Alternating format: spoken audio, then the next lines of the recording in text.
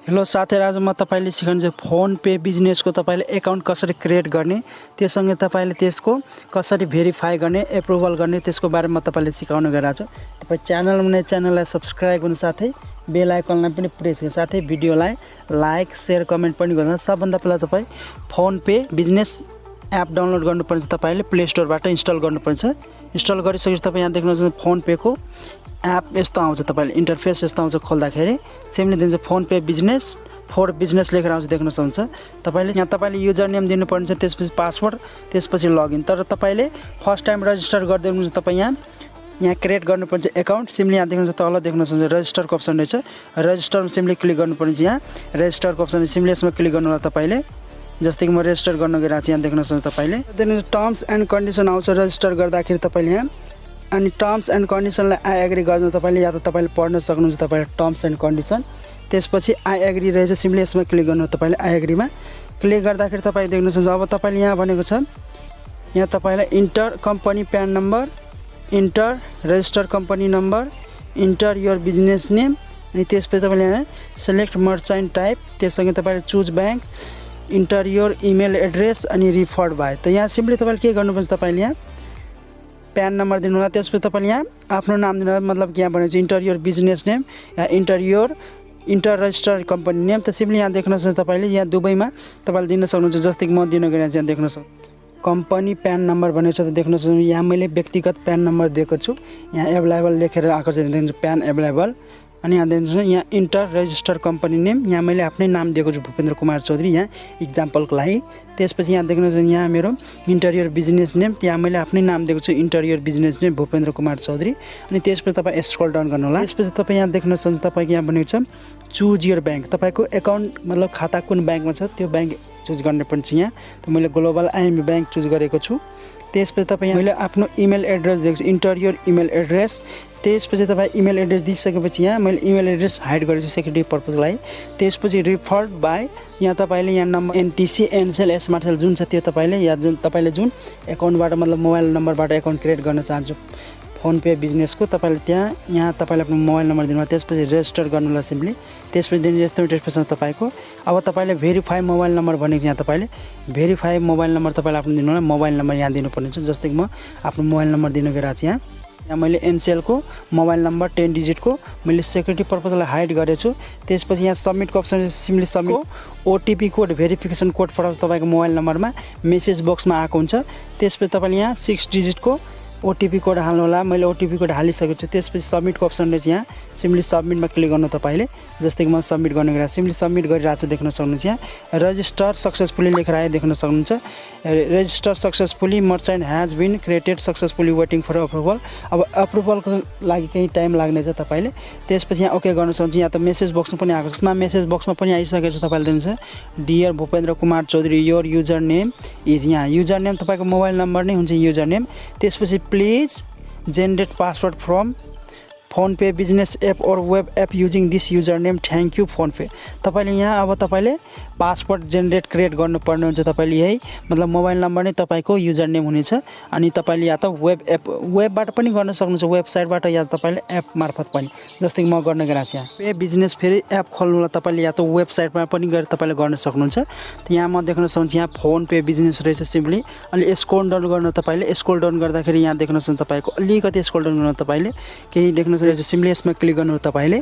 त्यसपछि क्लिक गर्दाखेरि अब तपाईँले यहाँ भनेको छ देख्नु जेनरेट पासवर्डमा। अब तपाईँले यहाँ आफ्नो युजर नेम दिनु होला। युजर नेममा तपाईँको त्यही मोबाइल नम्बर जुन रजिस्टर गर्नुभएको त्यही मोबाइल नम्बर। अनि तपाईँले सेन्ड ओटिपी कोड या तपाईँले के मार्फत तपाईँले ओटिपी कोड पाउन चाहनुहुन्छ, या त तपाईँले एसएमएस मार्फत मोबाइल नम्बर पठाउँछ, या तपाईँले इमेल एड्रेस। त इमेल एड्रेस दिन चाहनुहुन्छ तपाईँले यहाँ इमेल एड्रेस दिनु होला। या त्यसपछि यहाँ तपाईँले एसएमएस मार्फत दिन चाहनुहुन्छ तपाईँ यहाँ आफ्नो मोबाइल नम्बर दिनु होला। जस्तै कि म यहाँ युजर नेम दिन गइरहेको छु। जस्तै कि यहाँ आफ्नो मोबाइल नम्बर दिइसकेको छु। त्यसपछि सेन्ड ओटिपी कोड भिया एसएमएस मार्फत, मैले एसएमएस मार्फत चुज गरेको छु। या तपाईँले इमेल मार्फत पनि चुज गर्न सक्नुहुन्छ। त्यसपछि यहाँ जेनरेट पासवर्ड रहेछ, सिम्पली यसमा क्लिक गर्नु तपाईँले। त्यसपछि देख्नुहुन्छ पासवर्ड रहेछ, सिम्पली तपाईँले यहाँ न्यू पासवर्ड दिनु होला। त्यसपछि तपाईँले यहाँ कन्फर्म पासवर्ड, तपाईँले जुन न्यू पासवर्ड यहाँ माथि दिनुहुन्छ त्यही पासवर्ड तपाईँले कन्फर्म पासवर्ड दिनुपर्ने छ। त्यसपछि यहाँ रिसेट पासवर्ड रहेछ, त्यसपछि दिनु होला। जस्तै म दिन गइरहेको छु देख्न सक्नुहुन्छ दिएको छु। न्यू पासपोर्ट मैले दिएको छु, त्यसपछि कन्फर्म पासवर्ड पनि दिएको छु। तपाईँले पासवर्ड कसरी अलि स्ट्रङ क्रिएट गर्नुपर्ने छ। तपाईँले कुनै एउटा स्मल लेटर, त्यससँगै तपाईँले त्यही लगतै तपाईँले क्यापिटल लेटर, त्यससँगै तपाईँले कुनै नम्बर दिनु होला, त्यससँगै तपाईँले कुनै स्पेसल क्यारेक्टर भन्नाले @ भयो, सँगै तपाईँले ह्याज एक्स्ट्राक्ट त्यो दिन सक्नुहुन्छ। त्यसपछि रिसेट पासपोर्टको अप्सन सिम्पली यसमा क्लिक गर्नु। तपाईँले रिसेट पासपोर्ट सिम्पली तपाईँले यसमा क्लिक गर्नु। तपाईँले त्यसपछि देख्नुहुन्छ यस्तो इन्टरफेसमा तपाईँको केही टाइम लिनेछ देख्न सक्नुहुन्छ। रिसेट पासपोर्ट भइरहेछ देख्न सक्नुहुन्छ, केही टाइम लिनेछ। एपबाट मैले मतलब रिसेट गर्दाखेरि पासवर्ड रिसेट गर्दा त्यहाँ अगाडि बढेन, काम भएन। त्यही भएर तपाईँले जस्ताको त्यस्तै यहाँ तपाईँले वेबसाइटबाट गर्न सक्नुहुन्छ। तपाईँले वेबसाइटको लिङ्क मैले डिस्क्रिप्सनमा राखिदिएको छु, यहाँ त्यहाँबाट पनि तपाईँले गर्न सक्नुहुन्छ। त्यसबाट क्रिएट गरिसकेपछि या जेनेरेट गरिसकेपछि तपाईँ यहाँ युजर नेम दिनु होला। यहाँ तपाईँले युजर नेममा, त्यसपछि युजर नेम तपाईँको त्यही मोबाइल नम्बर हुन्छ। त्यसपछि तपाईँले यहाँ अघि पासवर्ड क्रिएट गर्नुभयो त्यो पासवर्ड दिनु होला तपाईँले। त्यसपछि तपाईँ यहाँ लगइनको अप्सन रहेछ, लगइनमा सिम्पली क्लिक गर्नु तपाईँले। त्यसपछि यस्तो इन्टरफेसमा तपाईँको देख्नुहुन्छ लोडिङ भइरहेको देख्न सक्नुहुन्छ, केही टाइम लिनेछ, यहाँ देख्न सक्नुहुन्छ।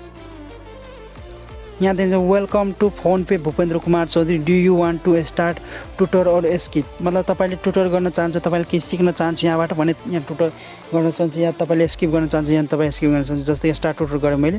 त्यसपछि तपाईँले देख्न चाहन्छ amount today total settle amount, simply यसमा क्लिक गर्नु।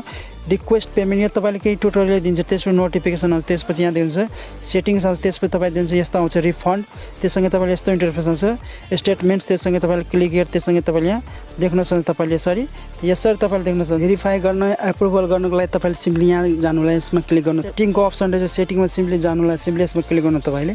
त्यसपछि देख्नुहुन्छ यस्तो इन्टरफेस आउँछ तपाईँको, यसमा क्लिक गर्नु। तपाईँले क्लिक गर्दाखेरि यहाँ देख्न सक्नुहुन्छ, यहाँ तपाईँको यसरी लेखेर आउँछ complete registration. Hi Bhupendra Kumar Chaudhary, you have not completed merchant registration and receive money but cannot withdraw money to your bank. मतलब तपाईँले मनी रिसिभ गर्न सक्नुहुन्छ तर विथड्र गर्न सक्नु तपाईँले। त्यही भएर तपाईँले यहाँ कम्प्लिटको अप्सन सिम्पली यसमा क्लिक गर्नु तपाईँले कम्प्लिट। त्यसपछि अब तपाईँले यहाँ देख्न सक्नुहुन्छ यस्तो इन्टरफेस आउँछ। अब स्टेप 2 अनि स्टेप 3 तीनवटा स्टेप रहेछ। सिम्पली अब यहाँ देख्न सक्नुहुन्छ तपाईँले यहाँ देख्नुहुन्छ business information, simply name and टाइपमा जानुला, बिजनेस नेममा सिम्पली यसमा जानुला तपाईँले। त्यसपछि यहाँ देख्नुहुन्छ अलरेडी मैले हालेको छु त्यहाँ आउँछ। त्यसपछि तपाईँले यहाँ बिजनेस नेममा Bhupendra Kumar Chaudhary, doing business as Bhupendra Kumar Chaudhary, त्यससँगै तपाईँले सेलेक्ट गर्नुपर्ने हुन्छ। तपाईँले अर्गनाइजेसन टाइप तपाईँले सेलेक्ट गर्नुपर्ने हुन्छ। तपाईँले private limited, partnership, public limited, यहाँ तपाईँले सोल प्रायोरिटी, त म सोल प्रायोरिटीमा क्लिक गर्छु। त्यसपछि तपाईँले ल्याटिट्युड एन्ड लङ्गिट्युड आउँछ तपाईँको। त्यसपछि यहाँ स्क्रोल डाउन गर्दै जानु तपाईँले। त्यसपछि यहाँ तपाईँको मतलब कि लोकेसन आउँछ तपाईँको। त्यसपछि स्टेट चुज गर्नुपर्छ, तपाईँ कुन स्टेट हो, मेरो स्टेट 2 हो।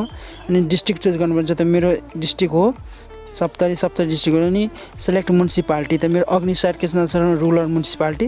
त्यसपछि यहाँ देख्नुहुन्छ तपाईँले टोलमा दिनु होला, त टोलमा मेरो भवानीपुर हो। त्यसपछि यहाँ प्यान एन्ड भ्याट नम्बर देख्न सक्नुहुन्छ, मेरो यहाँ प्यान एन्ड भ्याट नम्बर रहेछ, सिम्पली यहाँ देखिसकेँ मैले।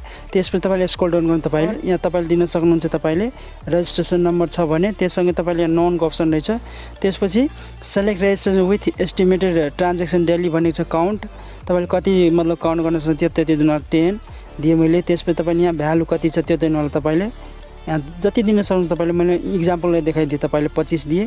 त्यसपछि प्रोसिडको अप्सन रहेछ, प्रोसिडमा सिम्पली क्लिक गर्नु। तपाईँले 2 नम्बरमा देख्नुहुन्छ, 2 नम्बर स्टेपमा ब्याङ्क डिटेल आउँछ, ग्लोबल ब्याङ्क रहेछ मेरो। त्यससँगै सेलेक्ट ब्रान्च चुज गर्नुपर्छ, त सेलेक्टमा नजिक रुपनी छ तर मेरो लाहानबाट मैले खोलेको छु, त यहाँ रुपनी ब्रान्च आयो।